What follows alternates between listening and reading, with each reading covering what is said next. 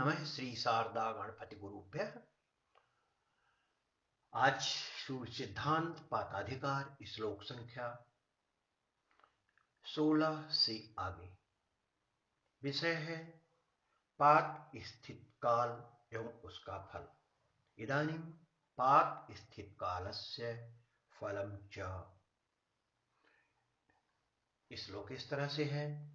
आद्यांत कार्योर्मध्य कालो गेयोति दारुणः प्रज्वलज्वलनाकारे सर्वकर्मसु गर्हितः एकायन गतं यावत् अर्केन्दुर्मण्डलान्तरम् सम्भवस्तावद्देवास्य सर्वकर्मे विनाशकृत स्नानदान जप श्राद्ध व्रत होमादि कर्मभिः प्राप्यते सुमुहश्चेत् तत्कालज्ञानस्तथा।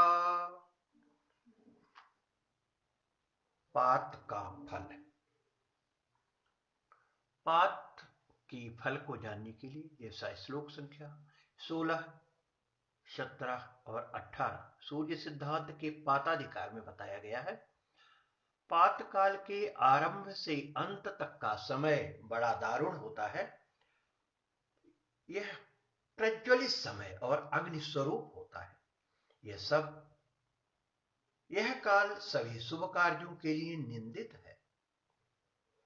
जब तक सूर्य बिंब के किसी बिंदु की क्रांति चंद्र बिंब की किसी बिंदु की क्रांति के समान होती है, तब तक सभी प्रकार के कर्मों का नाश करने वाली इस पात की स्थिति बनी रहती है। इस काल में स्नान, दान, जप, श्राद्ध, व्रत, होम आदि कर्मों से अत्यंत पुण्य फल प्राप्त होता है। इस काल के ज्ञान से भी पुण्य होता है। जैसे पूर्णिमा, अमावस्या आदि कालों में स्नान, दान, जप आदि अच्छे कार्य माने जाते हैं, वैसे ही पात काल में भी यही सभी कर्म अच्छे बताए गए हैं। जिस प्रकार मुहूर्त चिंतामणि में बताए हुए बहुत से योगों में शुभ कर्म करना वर्जित है, उसी प्रकार यहाँ पर भी शुभ कर्मों को नहीं करना चाहिए। परंतु ज्योतिषी लोग यथार्थ में इस महापातों का विचार कम ही करते हैं।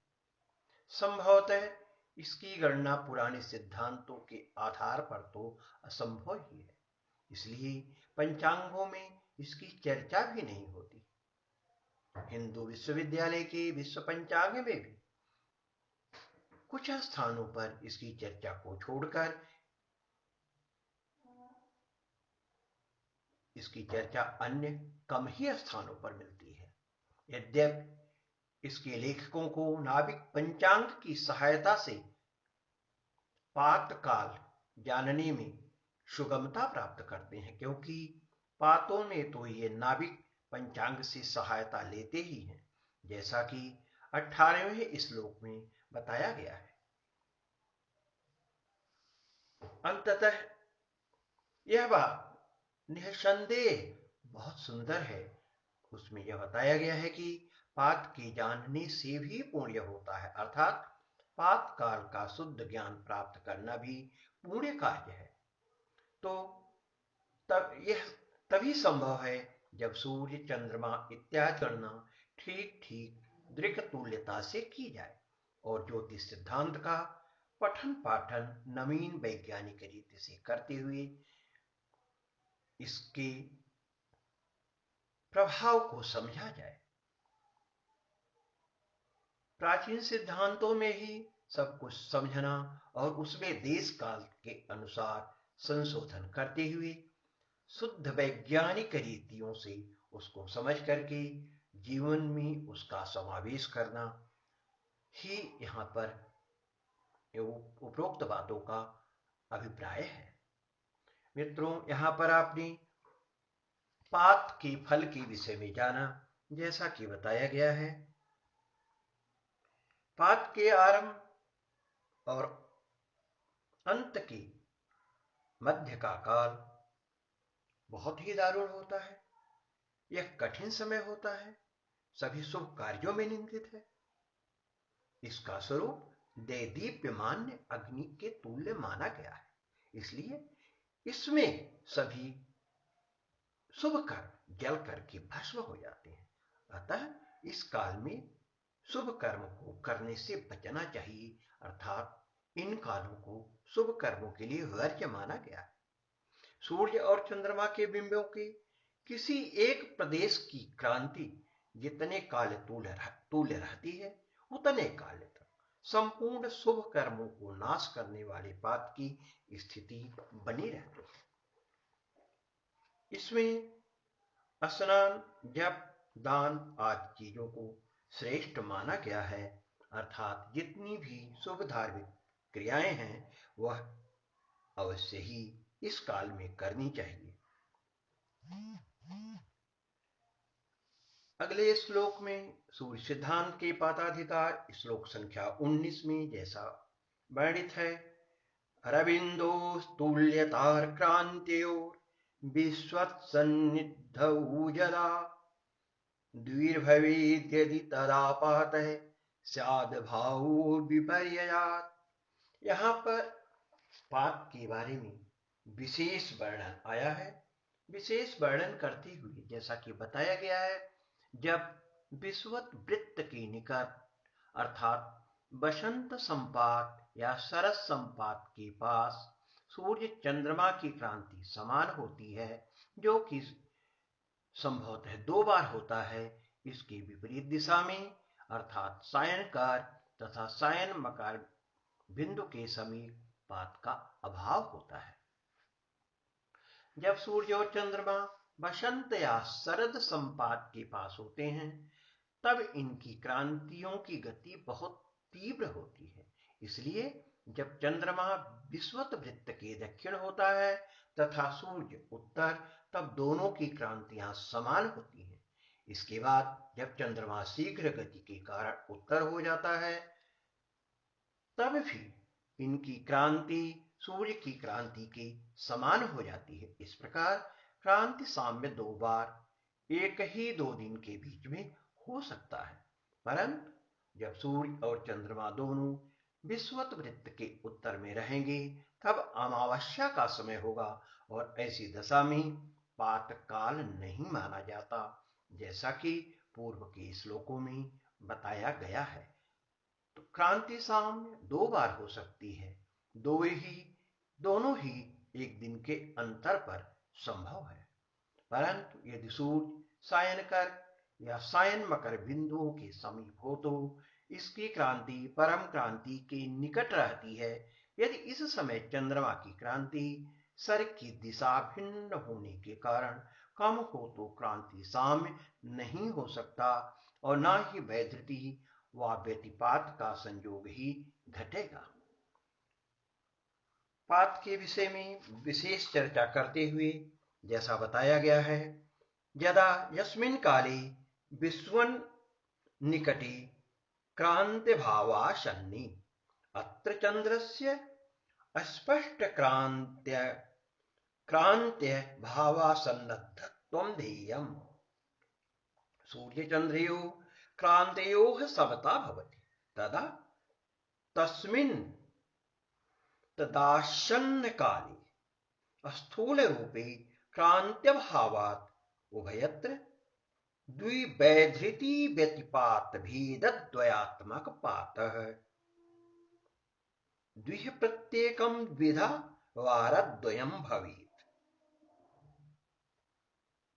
विपर्ययात् चंद्रायण सन्नद्धि निकटे तयो क्रांतयो तुल्यत्व इत्यर्थः। अत्र अतुल्यत्वं सूर्यक्रांतिस्ततश्चंद्र अस्पष्ट क्रांति न्यूनत्वमेव अधिकत्वमिति ध्येयम्। अभावः क्रांति साम्य रूप पातस्य तस्मिन् स्थूल काले किंचिन्मिति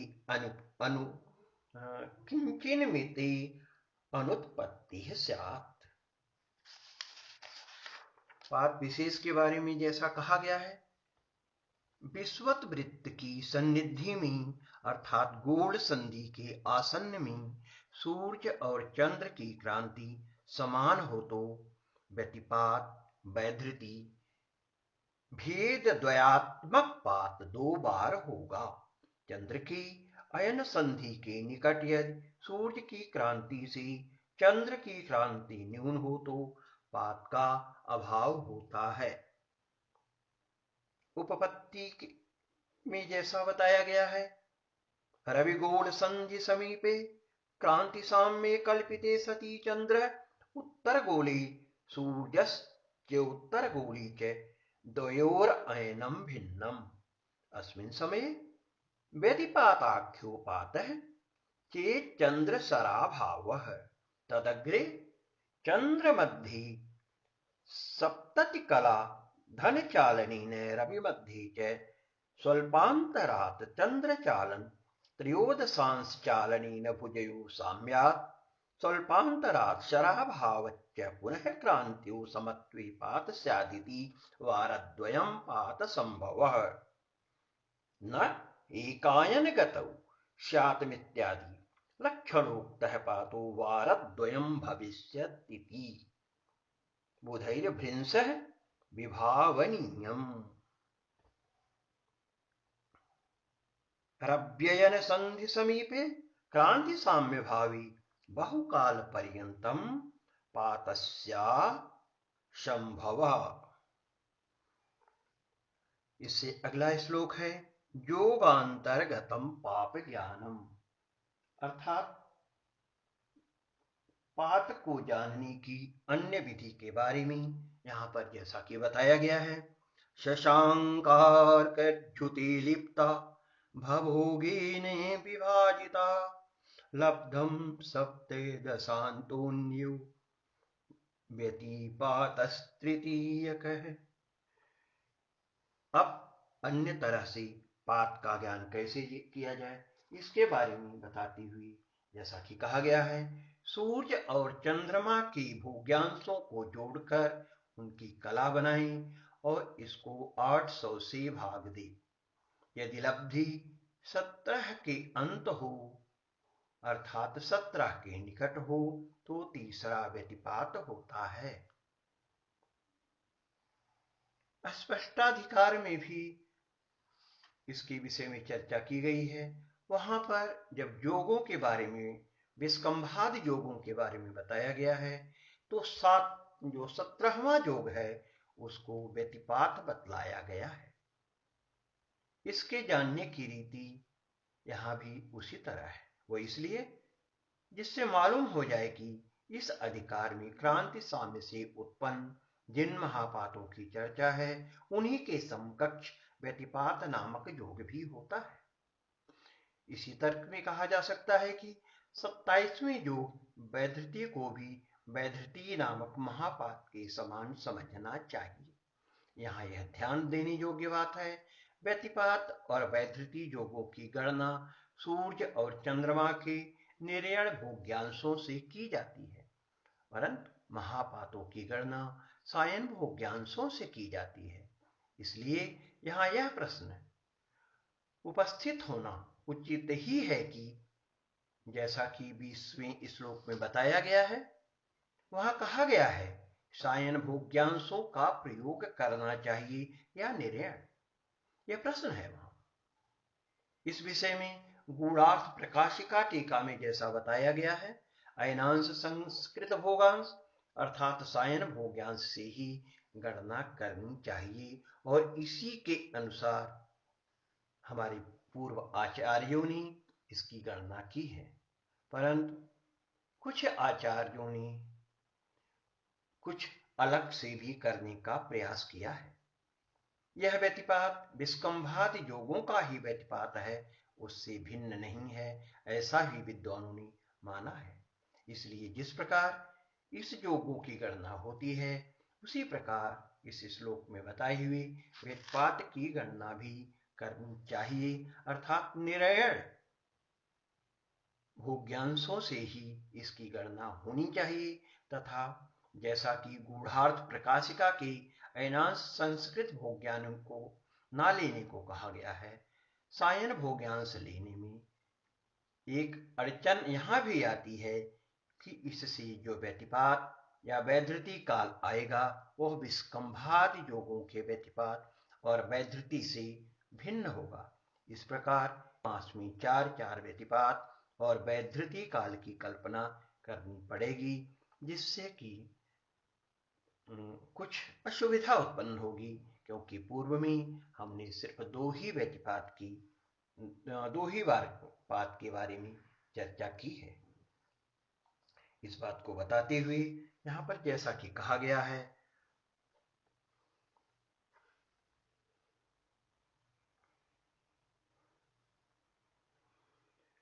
अयनांश संस्कृत सूर्य और चंद्रमा के योग की कला में 800 का भाग देने से लब्धि जो प्राप्त होगी उसका मान 17 होगा। यहां पर कभी कभी यह 16 से अधिक और 17 से अल्प भी होता है। इस तरह होने पर यह तीसरा व्यतिपात हो जाएगा। क्रांति साम्य रूप जो व्यतिपात है और वैधृति ये दो पात ही कहे गए हैं, तो फिर इस तीसरा व्यतिपात नामक योग है, यह भी संपूर्ण शुभ कार्यों में निषिद्ध है। अतः यहां पर कुछ अड़चन बीच में उत्पन्न होती है। इसके बारे में बताते हुए जैसा कि कहा गया है, शुभ कार्ये महापातस्य निषिद्धत्वोत्प्रसंगात् पंचांगांतर्गत योगांतर्गत व्यतिपातस्यैव ज्ञान कथम भवति इत्यस्य विषये अग्रे लिखितं वर्तते यत् अयनांश संस्कृतयोः चन्द्रसूर्ययोर्योगस्य ह्रास्यादेः कला अष्टाशतेन भक्ता सप्तदशान्तः सप्तदश मध्ये षोडशानान्तरं सप्तदश पर्यन्तम् इत्यर्थः। तदक व्यतिपातः अन्य एतदधिकारः पूर्वोक्तातिरिक्तः तृतीयः एवं तृतीयकः सूर्य चंद्र योगांतराभ्याम व्यतिपात दो विध्यात् एवं उपलक्षणात् उक्तरीत्या फलम् षड्विंशत्यन्तरं सप्तविंशतिस्तदा तृतीया वैधृतिः तत्संज्ञपातस्या योगांतराभ्याम दो विध्यात्। अगले श्लोक में गंधांत के लक्षण को बताया गया है। सार्पेन्द्र पौश्रय धिश्रायानामान्त्यापादावसन्धय तदग्रमे स्वाद्यपादौ गंडान्तं नाम कीर्त्यते। यहाँ पर आश्लेषा, ज्येष्ठा तथा रेवती नक्षत्र की चतुर्थ चरण को बसंधी कहते हैं। इसमें अग्रिम नक्षत्रों मघा, मूल और अश्वनी नक्षत्रों की प्रथम चरण को गंडांत कहा गया है।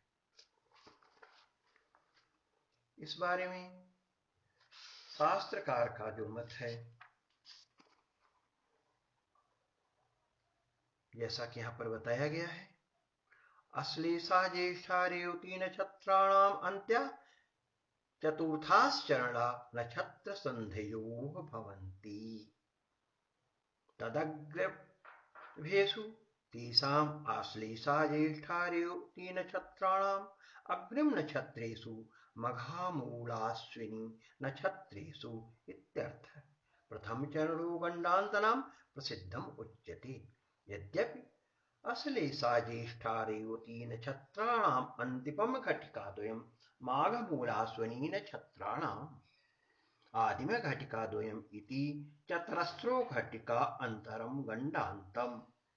एतदिरिक्तो नक्षत्र संधि पूर्व नक्षत्रांत घटिकोत्तर नक्षत्रादिम घटिके अंतराले घटिकाद्वयं चंद्रमंडल संबंधेन घटिका सार्धद्वयमिति संहिता विरुद्धः तथापि सूर्योक्त स्वतः प्रमाण्यान्य क्षति अथवा एक वाक्यन्नार्थ पाद शब्द।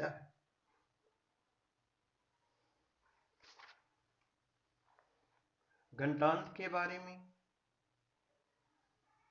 यह जानना कि भसंधि और गंडांत कब होती है, अभी पीछे इसी श्लोक में चर्चा की गई है। तो सूर्य सिद्धांत का यह 21वां श्लोक है, जिसमें आश्लेषा, ज्येष्ठा और रेवती नक्षत्रों के चौथे चरण नक्षत्र संधि हैं, और इसके आगे वाले नक्षत्र मघा, मूल और अश्विनी के प्रथम चरण गंडांत कहलाते हैं। इस विषय में मुहूर्त चिंतामणि तथा अन्य मुहूर्त के ग्रंथों में भी चर्चा मिलती है। नक्षत्र संधि या गंडांत में जो संतान पैदा होती है, उसके लिए साधारणतः कहा जाता है कि मूल में संतानोत्पत्ति हुई है, इसको अशुभ मानते हैं। बच्चा पैदा होने के 27वें दिन जब वही गंडांत या भसंधि काल फिर आता है, तब मूल शांति के लिए विशेष प्रकार की पूजा अर्चना की जाती है। यहां गंडांत की चर्चा करने का अर्थ मुख्य रूप से अशुभ फल महापात की जानकारी देना है। जैसा कि आप जानते हैं, अशुभ फल महापातों का होता है, यही गंडांत का भी होगा, जैसे कि आगे के श्लोक से स्पष्ट है। यहाँ वसंधियां चौथी, 8वीं, 12वीं राशियों के अंतिम भाग्य हैं, और गंडांत 5वीं, 9वीं और पहली राशि की अंतिम भाग है। 22वें श्लोक में जैसा कि बताया गया है, व्यतिपातात्रयं घोरं गंडान्ततृतीयं तथा एतद्भसन्धितृतीयं सर्वकर्मसु वर्जयेत्। तीनों व्यतिपातों, तीनों गंडांतों और नक्षत्र संधियां, इनको बहुत भयंकर माना जाता है, इसलिए यह सब सभी शुभ कर्मों में वर्जित है। अर्थात जिस समय यह काल हो, उस समय कोई शुभ कार्य नहीं करना चाहिए। इस विषय की चर्चा करते हुए जैसा कि बताया गया है, व्यतिपातानां त्रयः योगः वियोगात्मकौ क्रांति साम्य रूपौ दो व्यतिपातौ विश्वस सन्निधौ क्रांति साम्यांतरेण व्यतिपातस्तयोरेव भेदः। उपलक्षणं वैधृत्यत्रयमपि।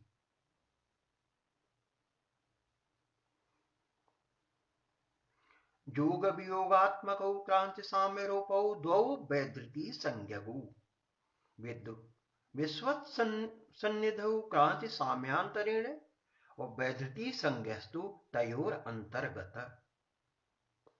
केचित् व्यतिपात वैधृत संज्ञ व्यतिपात द्वयं संज्ञा भेदेन वैधृतिरिति पूर्वमुक्ते पंचांगांतर्गत योगांतर्गत व्यतिपातश्चेति व्यतिपातत्रयमिति यथा श्रुतमाहु।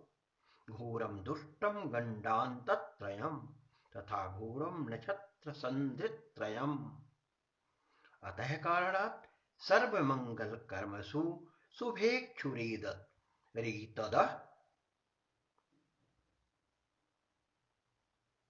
दुष्टं जाह्यादित्यर्थः।